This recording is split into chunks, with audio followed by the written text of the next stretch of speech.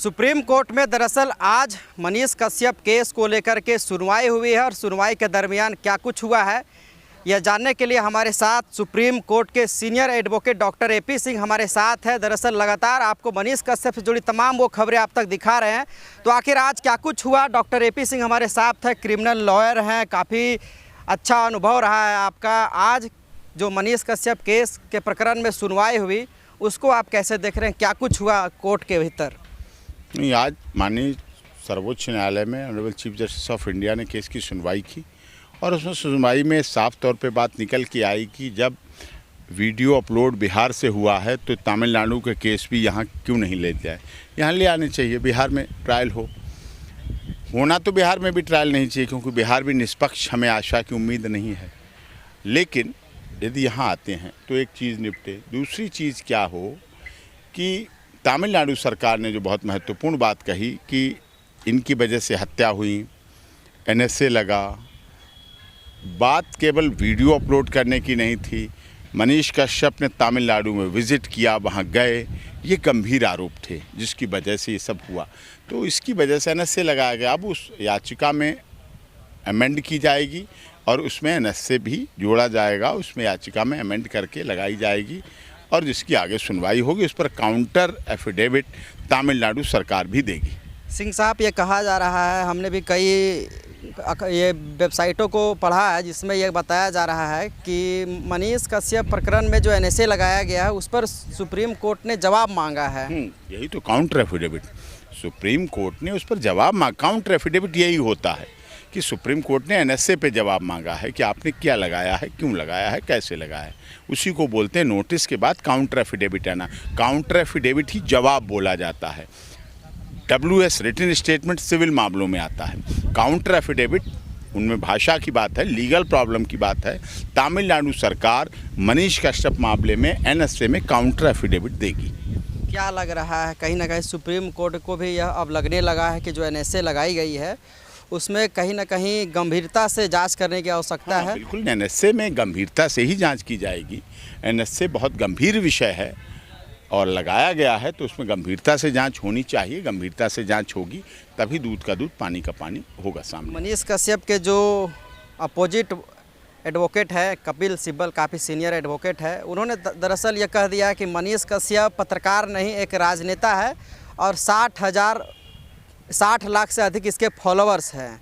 तो ऐसे में कैसे देखते हैं, किन तरह की चुनौतियाँ आएगा? अब राजनेता के लिए आप लड़ाई लड़िएगा या पत्रकार के लिए? नहीं, मैं पत्रकार के लिए यहाँ हूँ, एक पत्रकार के लिए हूँ, एक ऐसे पत्रकार के लिए जो निडर निर्भीक निष्पक्ष पत्रकारिता करता हो। राजनीति करने के लिए बहुत चीज़ें हैं। हाँ, उसकी एक गलती है कि पत्रकारिता और राजनीति को मिक्स किया, चुनाव लड़ा, लेकिन चुनाव लड़ना बहुत बड़ी गलती नहीं है। कोई ऐसा अपराध नहीं है कि उसने चुनाव लड़के कोई इलेक्शन कमीशन ऑफ इंडिया के प्रावधानों के तहत विधानसभा में चुनाव लड़ा और वो अपराध कर दिया। अपराध नहीं है, वो चीज़ आगे संभलेगी, बदलेगी। और राजनीति में आ जाना अलग चीज़ है, पत्रकारिता करना अलग विषय है। राजनेता आरोप प्रत्यारोप लगाते हैं, लेकिन पत्रकार तो अपनी बात करता है, जनता की बात रखता है, समाज की बात रखता है, प्रदेश की बात रखता है और उस चीज़ को करता है। आगे की सुनवाई के लिए क्या कुछ डेट दिया गया है जिसमें मनीष कश्यप को राहत मिलने की उम्मीद हो? 28 अप्रैल अब उसमें डेट दी है। उसको तमिलनाडु सरकार जवाब देगी, अपना काउंटर एफिडेविट फाइल करेगी और उसके बाद उसमें आगे प्रोसेस होगा। 28 अप्रैल में क्या कुछ उम्मीद है मनीष कश्यप को लेकर के? देखते हैं, उसमें करते हैं, जो रिप्लाई आएगा उसके बाद देखते हैं क्या क्या प्रोसीडिंग है और क्या क्या उस पर बनती है बात। क्या क्लब होने लायक केस हैं, क्या सभी FIRs के इंग्रेडिएंट्स, जो फैक्ट हैं, जो ग्राउंड्स हैं, जो कंटेंट्स हैं, वो एक हैं या अलग अलग हैं? एक हैं तो इकट्ठे किए जाएंगे। क्या 6 केस अलग अलग रजिस्टर्ड हुए हैं, अलग अलग बातों पे, अलग अलग घटनाओं पे?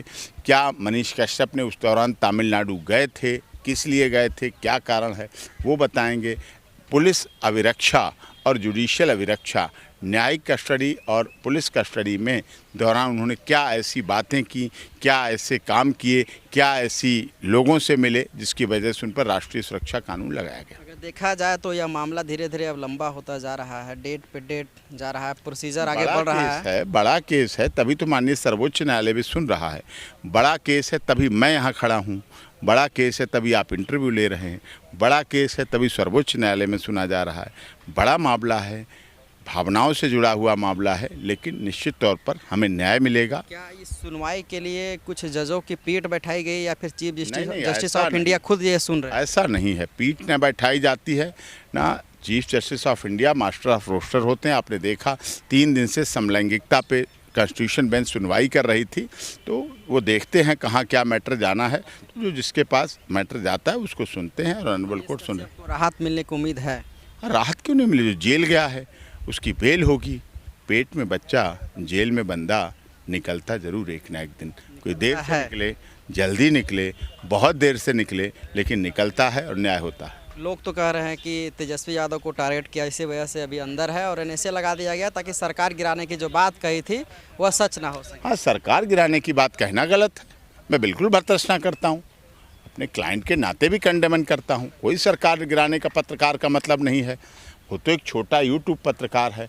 बहुत बड़े बड़े मेन स्ट्रीम मीडिया के क्या पत्रकार सरकार गिराने की बात करने लगते हैं? क्या हिंदुस्तान के एडिटर इन चीफ सरकार गिराने की बात करते हैं? जी न्यूज़, आज तक, बड़े बड़े चैनल हैं, बड़े बड़े अखबार हैं, क्या सरकार गिराने की बात करते हैं? सरकार गिराने की बात करना, सोचना और उसके बारे में काम करना भी गलत है, अपराध है। वो नहीं करना चाहिए। कपिल सिब्बल के तरफ से क्या क्या चुनौती मिल रहा है आप लोग को? कोई चुनौती कुछ नहीं। कपिल सिब्बल जी तो हमारे साथ थे, लगातार पूरे 3 दिन तक साथ थे। सेम सेक्स मैरिज में वो हमारे साथ हैं, वो भी खिलाफ आज इस केस में खिलाफ। अब उधर हैं तो इधर, कभी उधर, कभी उधर, कभी इस पग पर, कभी इधर आना चाहिए उनको पत्रकार के लिए। नहीं, जहाँ जो क्लाइंट जिसका है उसके पास जाना चाहिए, उसको उसके लिए करना चाहिए। ये क्या मतलब वो इधर आना चाहिए, उधर आना चाहिए? जहाँ जिसका क्लाइंट के लिए है उसके लिए है।